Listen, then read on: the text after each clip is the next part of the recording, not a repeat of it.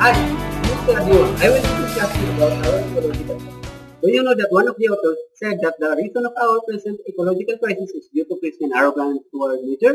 Would you believe that?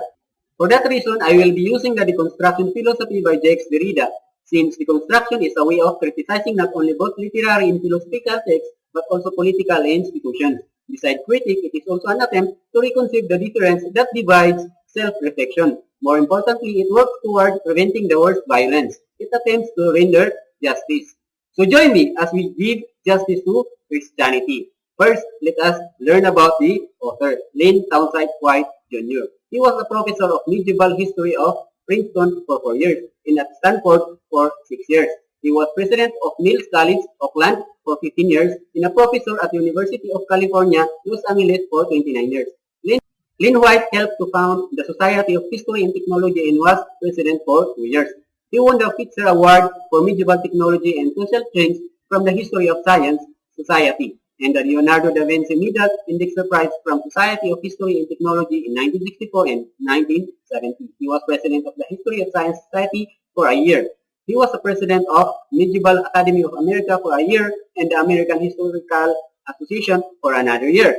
In his profile, Lane White contributed much on the organization of history and on science and technology. No wonder if White is on the side of science and technology than on Christians. Now, using the deconstruction philosophy, let us discuss about this article entitled The Historical Roots of Our Ecological Crisis. By existentialism, Lane White in his article explains that the distribution of the land was based no longer on the needs of a family but rather on the capacity of a power machine to fill the earth. So White was amenable that the present increasing disruption of the global environment is the product of a dynamic technology and science, but claiming it was a result of human survival. Though it is true that almost everyone is after industrialization since it gives more produce in an easier manner, but if we wanted to make something aesthetic and for economic, then from that thing itself, something must be sacrificed. This is evident in sculpture. To make a good quality and marketable product from a raw material, the sculptor must chop out from that raw material. In this discussion, the most sacrificial thing in almost all human doing is our environment. It is the catchment of all human waste. With the population explosion, the carcinoma of planless urbanism, the now geological deposits of sewage and garbage, surely no creature other than man has ever managed to foul its nest in such short order. Let us look at Singapore. This island nation is aggressively promoting a solution to the water scarcity that vexes countries worldwide, recycling toilet water to drink. Does it sound good to you? Another issue is that people prefer economic development over ecological development. Most of the farmers, for example, are aiming for big shot harvest by applying chemicals not even vital to consumers. So even the expected nutritious foods are carrier of toxic chemicals. The problem is that the impact of ecological crisis is evolutionary. Like the experiment done to a frog placed on a pot with water. The frog was happy in the water.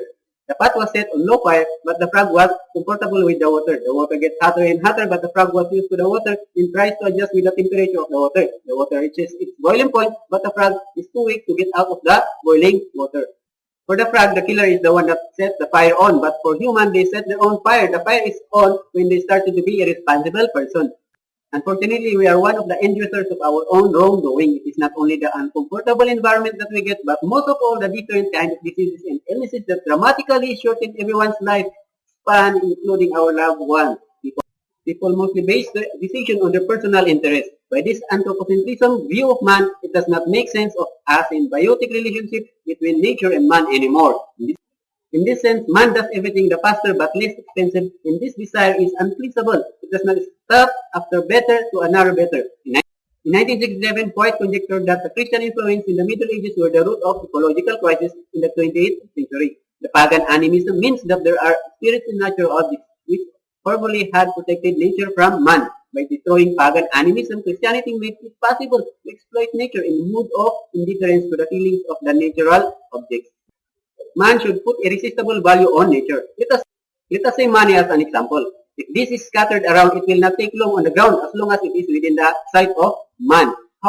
How grateful if unanimously our traits are on compassion, fairness, and honesty, that before doing things, they might as well reconsider other people who are directly and indirectly affected. In this sense, a strong political dictatorship with common discourse might bring back respect to environment. By extensionalism, simply allow things to happen, what will happen will happen.